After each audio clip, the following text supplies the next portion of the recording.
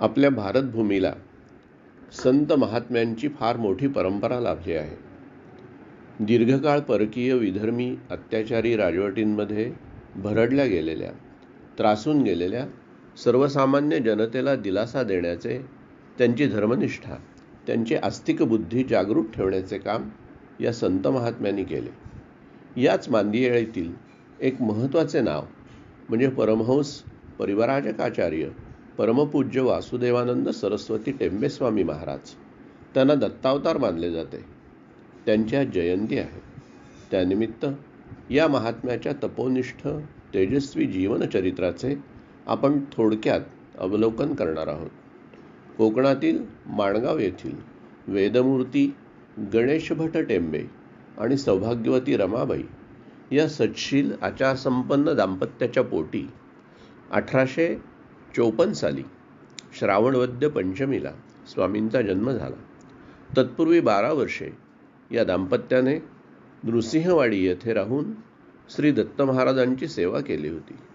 फलस्वरूप स्वतः श्री दत्त महाराजांनी गणेश भट यांना दृष्टांत देऊन सांगितले की आपल्या सेवेने मी संतुष्ट झालो आहे. मीच पुत्ररूपाने आपल्या पोटी येईन. त्याप्रमाणे पुढे वासुदेवाचा जन्म झाला.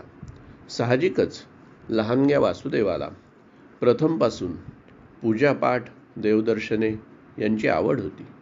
वडीलच वेदशास्त्र संपन्न असल्यामुळे त्यांचा वेद, उपनिषदे, पंचदशी, काव्य, व्याकरण यांचा अभ्यास घरातच झाला. वासुदेव शास्त्री बुद्धीने अतिशय कुशाग्र होते. त्यामुळे अल्पावधीतच त्यांनी हे सर्व विषय आत्मसात केले. आता त्यांना नृसिंहवाडीला जाण्याची ओढ लागली, पण आईंची परवानगी मिळत नव्हती. कारण याचा स्वभाव पाहता हा तिकडेच जाऊन बसेल अशी आईला भीती वाटत होती. वासुदेव शास्त्रींनी कधीही मातोश्रींची अवज्ञा केली नाही.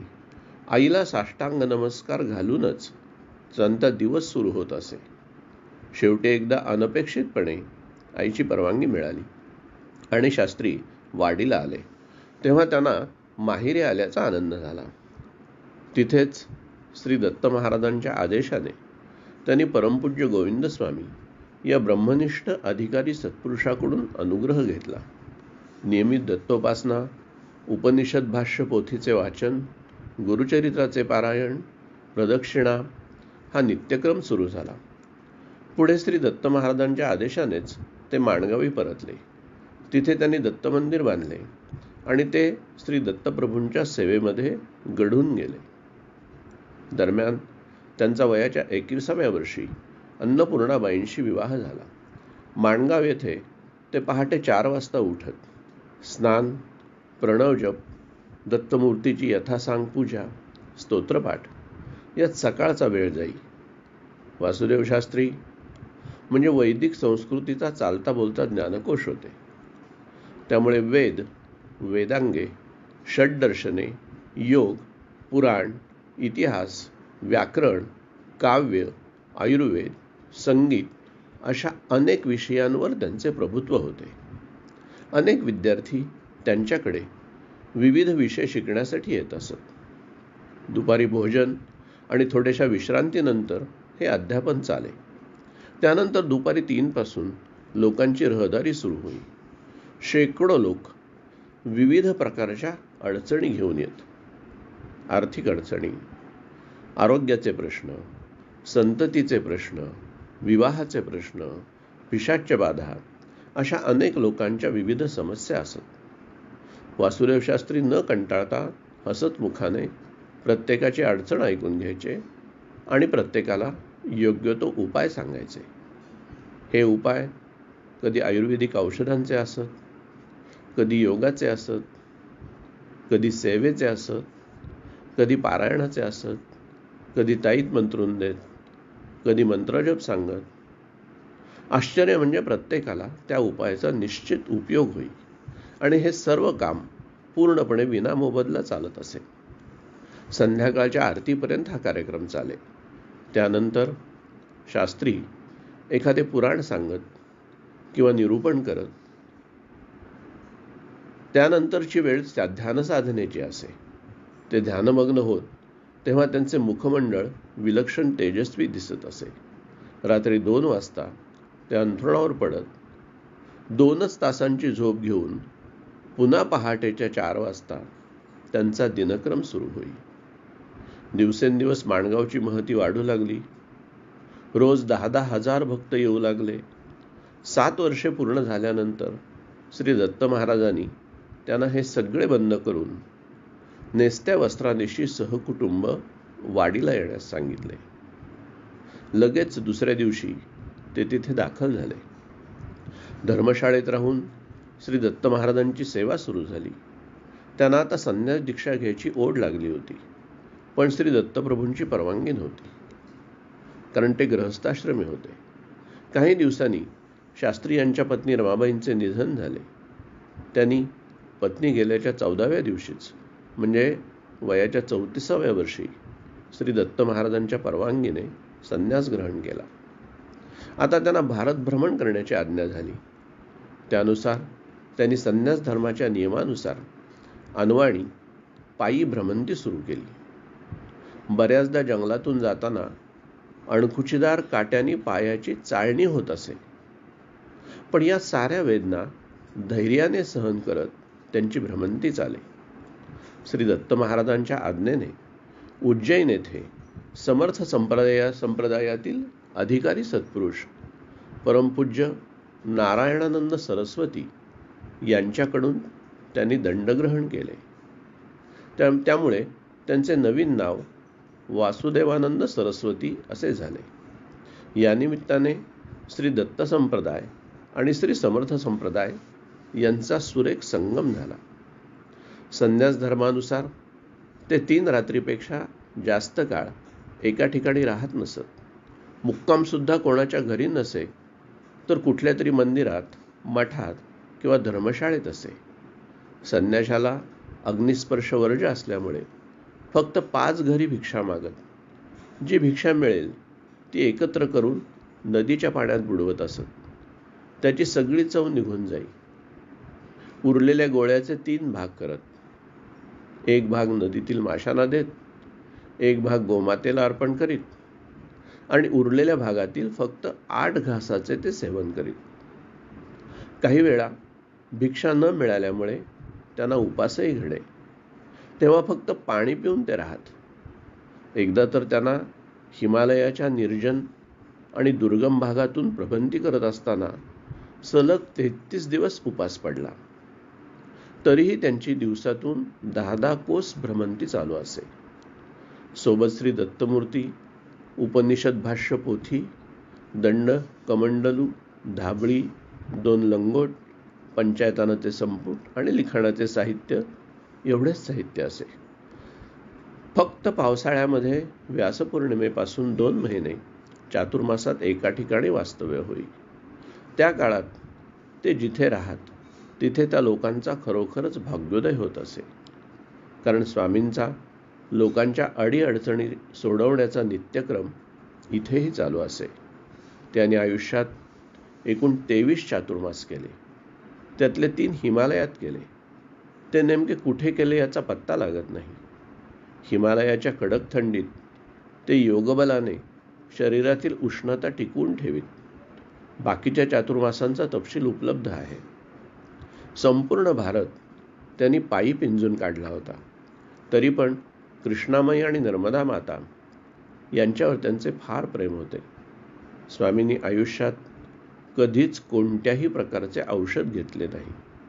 सर्व प्रकारचे शरीरभोग प्रारब्धाने येतात आणि भोग संपल्यानंतर जातात, असा त्यांचा दृढनिश्चय होता. आश्चर्य म्हणजे अनेक जीवघेण्या आजारातून ठराविक कालावधी झाल्यानंतर ते बरेही होत असत. तेच एकदा म्हणाले होते की या शरीराला 2 वेळा विषारी सर्पदंश, 3 वेळा महामारी, 1 वेळा संनिपात, 1 वेळा प्लेग, 2 वेळा महाव्याधी, 2 वेळा कोड, एवढे सगळे होऊन गेले आहे. संग्रहणीचा विकार तर आयुष्यभर त्याने त्यांची पाठ पुरवली, पण त्यांनी त्यावरही कोणत्याही प्रकारचे औषध घेतले नाही. स्वतःच्या शरीराविषयी एवढे अनासक्त असणारे स्वामी इतरांच्या दुःखाने मात्र कळवळून जात असत. म्हणूनच ते जिथे असतील तिथे असंख्य त्रिविध तापाने पिडलेल्या जीवांची त्यांच्याकडे रीघ लागे. त्यांनी कधीही कोणाची अवहेलना केली नाही, कोणालाही विनमुख पाठवले नाही. संपर्कात येणाऱ्या प्रत्येक जीवाबाबत त्यांना अकृत्रिम, आंतरिक, निरपेक्ष जिव्हाळा होता. पण त्या व्यक्तीच्या त्या त्रासाचे तात्कालिक निवारण एवढाच त्यांचा मर्यादित हेतू नव्हता, तर त्यानिमित्ताने तो जीव ईश्वर सन्मुख व्हावा, त्याच्या आचरणात बदल व्हावा आणि त्याने खऱ्या अर्थाने आयुष्याचे कल्याण करून घ्यावे, ही त्यांची आंतरिक तळमळ होती. आध्यात्मिक मार्गदर्शन घेण्यासाठी येणाऱ्या लोकांविषयी त्यांना विशेष आपुलकी वाटे. समोरच्या माणसाच्या जातीपातीचा, पात्रापात्रतेचा, उच्च नीचतेचा विचार न करता त्यांनी अनेक जीवांना मोक्षमार्गापर्यंत नेले आहे. जगला कोळी, सरस्वती नायकीण ही त्यातली काही उदाहरणे आहेत. स्वामींनी विपुल ग्रंथसंपदा निर्माण केली. संस्कृत आणि मराठीवर त्यांचे असामान्य प्रभुत्व होते. काव्यरचनेमध्ये त्यांचा हातखंडा होता.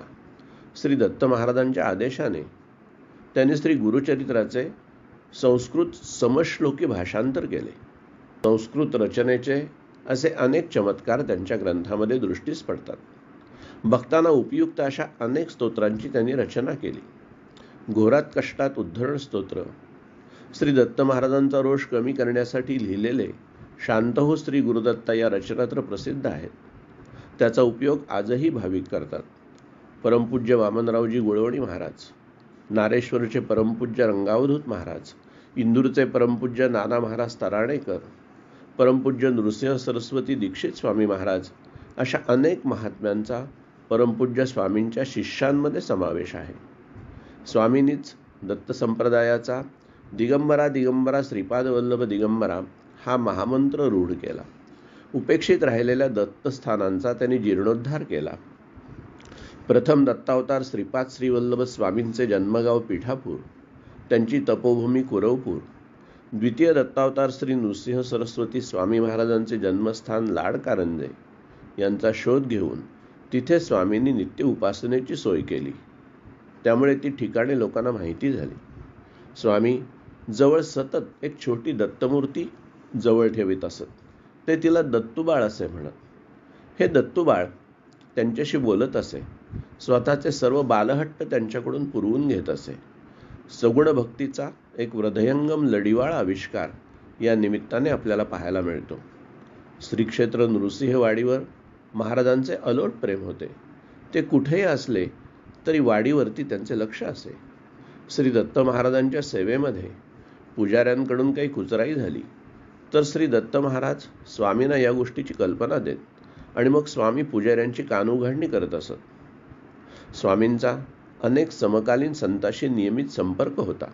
अक्कलकोटचे श्री स्वामी समर्थ, शेगावचे श्री गजानन महाराज, शिर्डीचे श्री साईबाबा, हुमनाबादचे श्री माणिक प्रभू, विदर्भातील गुलाबराव महाराज हे सर्वजण स्वामींचा उल्लेख अतिशय आपुलकीने आणि आदराने आमचा भाऊ म्हणून करत असत.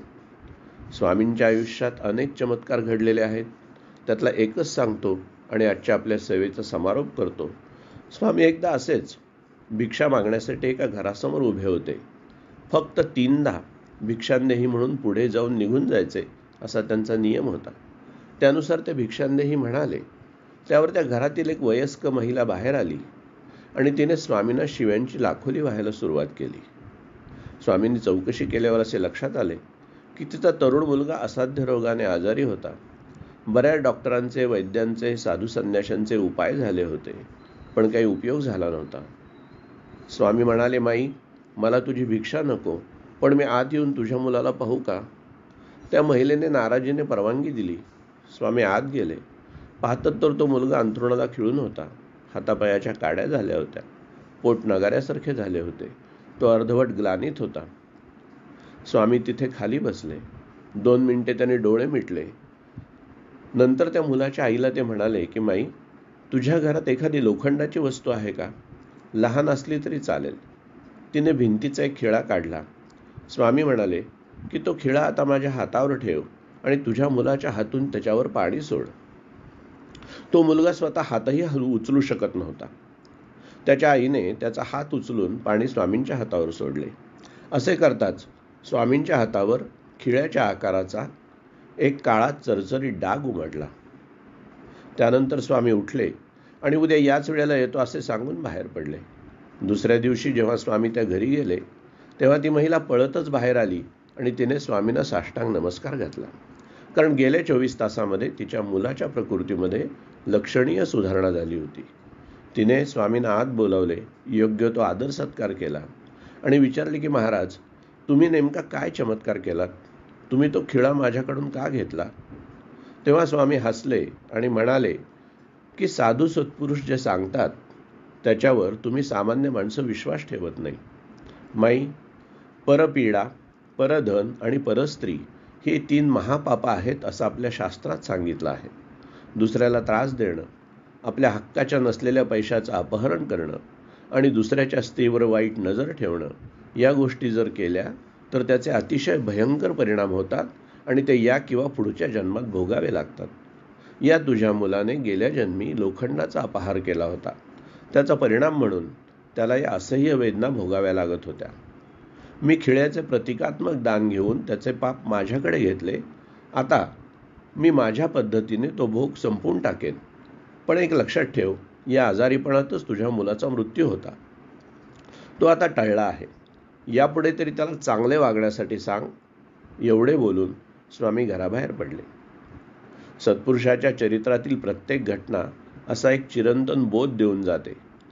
त्याचे आयुष्य म्हणजे शुद्ध आचरणाचा, नैतिकतेचा, सद्विचाराचा चालता बोलता कोश असतो आणि त्याचा प्रत्येक शब्द म्हणजे साक्षात वेदांचा हुंकार असतो. याचे हे प्रत्येकारी उदाहरण आहे. स्वामी गुजरातमधील श्री क्षेत्र गरुडेश्वर येथे नर्मदा तीरी समाधीस्थ झाले. 1913 साली आषाढ शुद्ध प्रतिपदेला त्यांनी सिद्धासन घातले, देवाकडे मुख केले, श्वासनिरोध केला आणि दीर्घ प्रणवोच्चार करीत देहाचे विसर्जन केले. एक त्यागी, तपोनिष्ठ महात्मा चिरंतनाच्या प्रवासासाठी मार्गस्थ झाला. त्यांच्या पुण्यस्मृतींना आमची विनम्र आदरांजली.